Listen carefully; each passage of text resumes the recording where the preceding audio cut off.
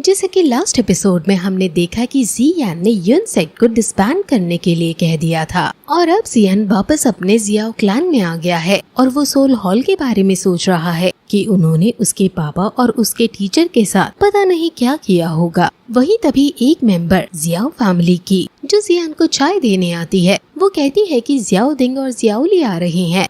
जियान अपने भाइयों को देखकर थोड़ा खुश होता है। जियान अपने भाइयों को रेस्ट करने को कहता है क्योंकि वो काफी इंजर हो गए हैं इस युद्ध में। इसलिए उसके भाई कहते हैं कि जब तक तुम हमारे साथ हो हमें कुछ दिक्कत नहीं होगी, इसलिए तुम हमारी तरफ से बेफिक्र हो जाओ। तुम जियाओ फैमिली के सबसे इम्पोर्टेंट पर्सन हो, इसलिए तुम अपनी हेल्थ का ध्यान रखो और ऐसा कुछ मत करो जो तुम्हें रिस्क में डाले। जियान उनसे अब युन नेनसेट के बारे में पूछता है क्योंकि अब युद्ध हुए कुछ दिन हो गए हैं और उसके भाई बताते हैं कि ज्यादातर क्लैन डिसबैंड हो गया है और कुछ क्लैन मेंबर्स जो बड़ी बड़ी पोजीशन पर हैं, वो धीरे धीरे अलग हो रहे हैं और आधा महीना उन्हें लगेगा वहाँ से हटने में।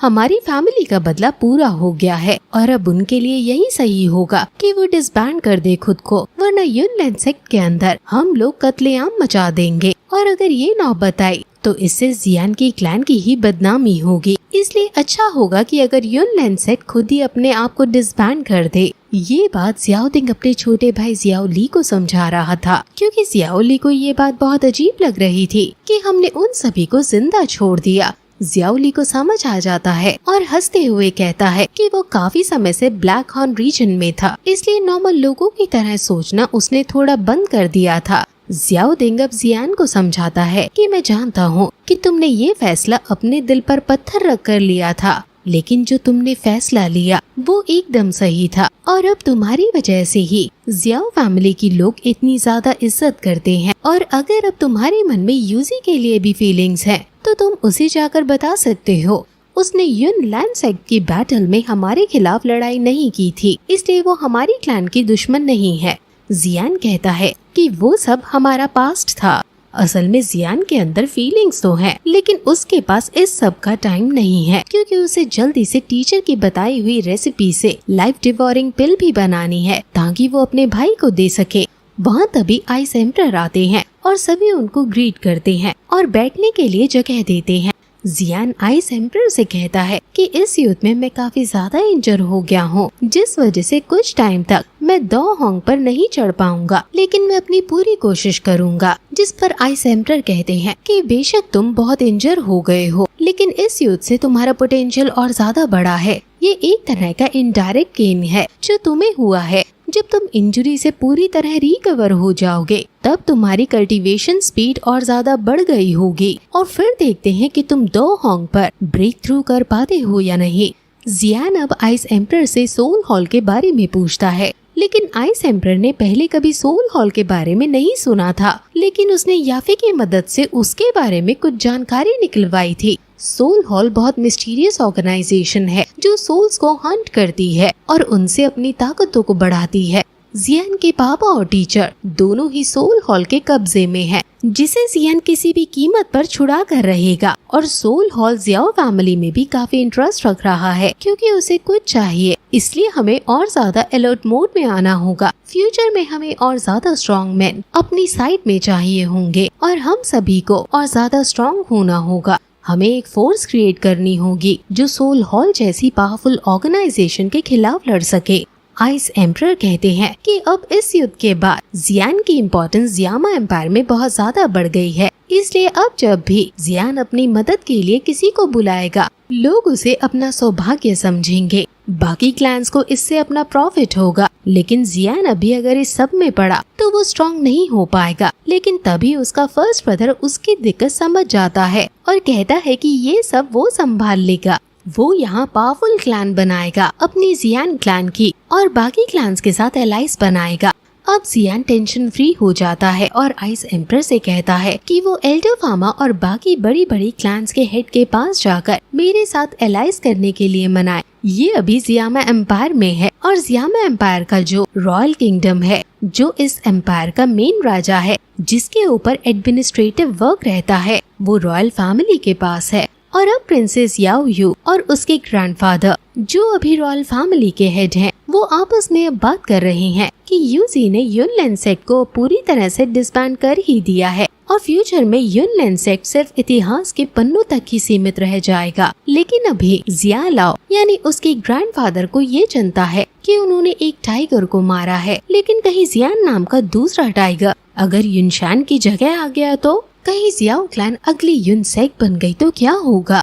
जियाओ क्लैन के पास युन सेक्ट से भी ज्यादा अब स्ट्रॉन्ग पावर है और उसने अभी अगर युन सेक्ट की तरह हमें सप्रेस करना शुरू कर दिया तो ये हमारी रॉयल फैमिली के लिए ठीक नहीं होगा। प्रिंसेस याओ यू उन्हें समझाती है कि जियान अपने वर्ड्स का बहुत पक्का है और उसने पहले ही हमारे साथ एलाइज बनाने का वचन दिया था। इस युद्ध की वजह से जियान का माइंड अच्छी तरह काम नहीं कर रहा था, इसलिए वो बेरहमी से कत्लेआम मचाने लग रहा था। लेकिन अब वो जब शांत होगा तो वो युनशान की तरह नहीं होगा। वो अपनी एक स्ट्रॉन्ग फैक्शन यानी क्लैन एस्टैब्लिश कर रहा है और हमें उसकी इसमें मदद करनी चाहिए। ये सुनकर ग्रैंडपा थोड़ा हैरान हो जाते हैं कि न सिर्फ हमें जियान को रोकना है बल्कि उसे आगे बढ़ने के लिए हेल्प करनी है। प्रिंसेस याओ यू इसमें उन्हें बहुत से बेनिफिट्स बताती है कि जियान ने सिर्फ कुछ लोगों की मदद से ही पूरे युन सेक्ट को उखाड़ फेंका है, इसलिए उसका साथ हमें बेनिफिट देगा। ग्रैंडपा प्रिंसेस याओ यू को उसकी इतनी तारीफ करता देख पूछ लेते हैं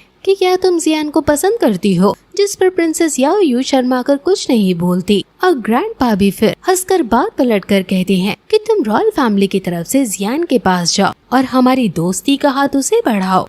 जियामा एम्पायर को वैसे भी स्ट्रॉन्ग लोगों की जरूरत है और शायद जियान ही इसके लिए एकदम सूटेबल कैंडिडेट है और साथ ही साथ वो उसे पॉइजन सेक्ट के बारे में इन्वेस्टिगेशन करने को भी कहते हैं। पॉइजन सेक्ट की बात डे बाय डे मिस्टीरियस तरीके से बढ़ती जा रही है और शायद कुछ समय में पॉइजन सेक्ट रॉयल फैमिलीज की मीटिंग में भी बैठने लगेगा, इसलिए पहले ही उनके बारे में इंफॉर्मेशन आने से हमें हर तरफ की जानकारी रहेगी। जिस पर प्रिंसेस याओ यू कहती है कि उसने पहले ही काफी सारे स्पाइस वहाँ छोड़ दिए थे, लेकिन सभी से सिर्फ मुझे 2 वर्ड सुनने को मिले और वो 2 वर्ड है पॉइजन गर्ल। गाइस, ये पॉइजन गर्ल की कहानी पहले आई है जो लिटिल फेयरी डॉक्टर के नाम से फेमस है और इसका जियान के साथ अफेयर भी चला था। अगर आपको इसके बारे में ज्यादा जानना है तो आप डिस्क्रिप्शन और कमेंट बॉक्स में दी गई लिंक पर क्लिक करके इसे देख सकते हैं।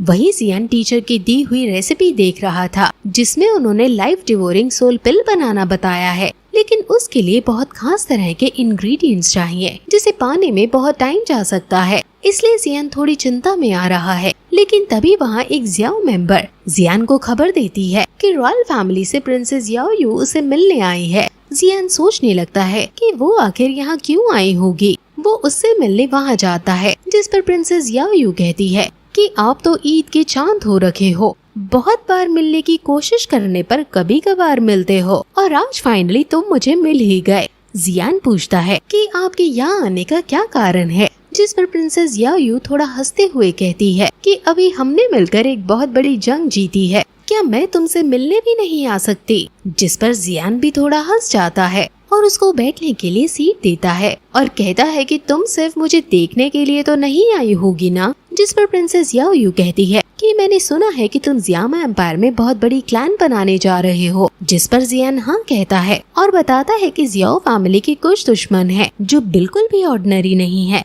इसलिए मुझे एक स्ट्रॉन्ग फोर्स क्रिएट करना ही होगा। इस पर प्रिंसेस याओ यू कहती है कि तुम फोर्स बना रहे हो ताकि जियामा एम्पायर में एक बहुत बड़ी ताकत खड़ी हो सके और दुश्मनों से प्रोटेक्ट कर सके, और हमारा भी सेम गोल है, इसलिए हम तुम्हारे साथ हाथ मिलाना चाहेंगे। ये सुनकर जियान शॉक हो जाता है और पूछता है कि इसके बदले में आपको कुछ नहीं चाहिए हमसे। जिस पर प्रिंसेस याओ यू कहती है कि बस हमारी रॉयल फैमिली को ये नहीं चाहिए कि एक युन सेक्ट को मारकर दूसरा युन सेक्ट खड़ा हो जाए। जियान उसके कंसर्न को समझ जाता है और कहता है कि तुम इसकी बिल्कुल चिंता मत करो, मैं युनशान नहीं हूँ। जब तक रॉयल फैमिली जियान की दुश्मन नहीं है, मैं हमेशा रॉयल फैमिली की मदद याद रखूंगा और जब जरूरत होगी मैं तुम्हारी यानी रॉयल फैमिली की मदद करने से भी पीछे नहीं हटूंगा। प्रिंसेस याओ यू खुश होकर कहती है कि मैं तुम्हारा कैरेक्टर जानती हूँ, तुम दोस्तों के साथ काफी अच्छे हो। जियान कहता है कि जब मैं फॉर्मेशन क्रिएट करूंगा तब मैं तुम्हें जरूर अपनी मीटिंग्स में शामिल करूंगा। और फिर प्रिंसेस याओ यू खुश होकर अपने आदमियों को बुलाती है और जियान के लिए काफी सारे गिफ्ट्स छोड़ जाती है। अब वो वहाँ से विदा लेती है और इनकी तरह से और इनकी तरफ से कोई गुड न्यूज आने का वेट करने को कहकर चली जाती है। जियान कहता है कि रॉयल फैमिली काफी जनरस है और वो हमारी क्लैन को फॉर्म होने से भी नहीं रोक रहे हैं, बल्कि उसमें हाथ मिलाने की बात कर रही हैं। और वैसे भी रॉयल फैमिली पहले कुछ सालों में मिस्टिक क्लाउड सेक्ट के हाथों बहुत सप्रेस हुई है, इसलिए उसे डर है कि कहीं हम भी तो एक दूसरी मिस्टिक क्लाउड सेक्ट नहीं। अब हमारे लिए इसमें ही फायदा होगा कि हम रॉयल फैमिली का हाथ पकड़ लें, ताकि एक एक करके फिर बाकी जैसे एल्केमी एसोसिएशन भी हमारे साथ हाथ मिला ले। वो अब ऐसे ही बात कर रहे थे कि तभी वहाँ एक दूत ये कहता है कि मिस नैन रैन आपसे मिलना चाहती है। जियान सोच में पड़ जाता है कि मिस नैन रैन जियान से क्यों मिलना चाहती है। उसके भाई उसका मजाक उड़ाने लगते हैं कि ये तो वही है जो हमारी भाभी होने वाली थी। अब मिस नैन रैन वहाँ आती है और जियान उसे बैठने के लिए सीट देता है, लेकिन वो मना कर देती है और दुखी होकर कहती है कि मैं अब जियामा एम्पायर छोड़कर जा रही हूँ। मैं बस तुम्हें एक आखिरी बार देखना चाहती थी, इसलिए आई हूँ। मेरी टीचर मुझे लेकर जा रही है, क्या तुम उनसे लास्ट बार मिलने आ सकते हो? जियान हाँ कर देता है और नैन रैन के साथ उस युद्ध वाले इलाके में चला जाता है। और वहाँ नैन रैन कहती है कि आसपास की तबाही देखकर तुम खुश तो बहुत होगे, जिस पर जियान उसके दुख को समझते हुए कहता है कि अगर तुम जियाओ फैमिली के डिस्ट्रक्शन को अपनी आंखों से देखती तो शायद ये सब ना कहती।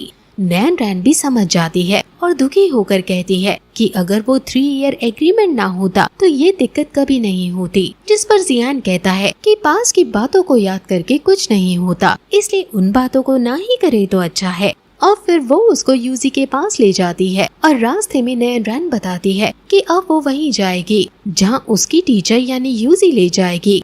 जियान अब यूजी के पास जाता है और उससे पूछता है कि आखिर तुम कहाँ जा रही हो? मत जाओ, तुम मेरे साथ रहो, हम साथ में ताकतवर बनेंगे और अपने गोल्स को पाएंगे। हालांकि हमारा जियामा एम्पायर आउटसाइड वर्ल्ड जितना एक्साइटिंग नहीं, लेकिन तुम एक लड़की हो और तुम यहीं पर सबसे ज्यादा सेफ हो। जिस पर यूजी हंसते हुए कहती है कि मुझे अच्छा लग रहा है कि तुम मेरी इतनी केयर करते हो, लेकिन शायद तुम भूल गए कि मैं द हुआंग एक्सपर्ट हूँ। जहाँ मैं जाऊंगी लोग मुझसे डरेंगे, इसलिए खतरे की तो कोई बात ही नहीं। और तुम ये बात जान लो कि मैं तुमसे नफरत नहीं करती, जो तुमने किया वो ही एक सच्चे बेटे को करना चाहिए। जिस पर फिर से जियान उसे परसुएट करने की कोशिश करता है कि फिर तुम मत जाओ ना, लेकिन यूजी अपना मन बना चुकी है, क्योंकि वो जिस जगह से आती है उस जगह को जियान ने तबाह किया है और कभी भी समाज हमें एक साथ रहने नहीं देगा। वो उसे फिर एक रिंग देती है जिसमें कई सारे जियान के लिए गिफ्ट्स हैं और ये उसकी फैमिली के लिए यूनसेट की तरफ से कॉम्पनसेशन है। यूजी कहती है कि मैं खुद को बहुत खुशनसीब समझती हूँ कि मेरी मुलाकात तुमसे हुई उन पहाड़ों में और हम इतने ज्यादा करीब आ गए। वो फिर साथ बिताए हुए पल याद करते हैं और फिर ये एपिसोड यहीं खत्म हो जाता है।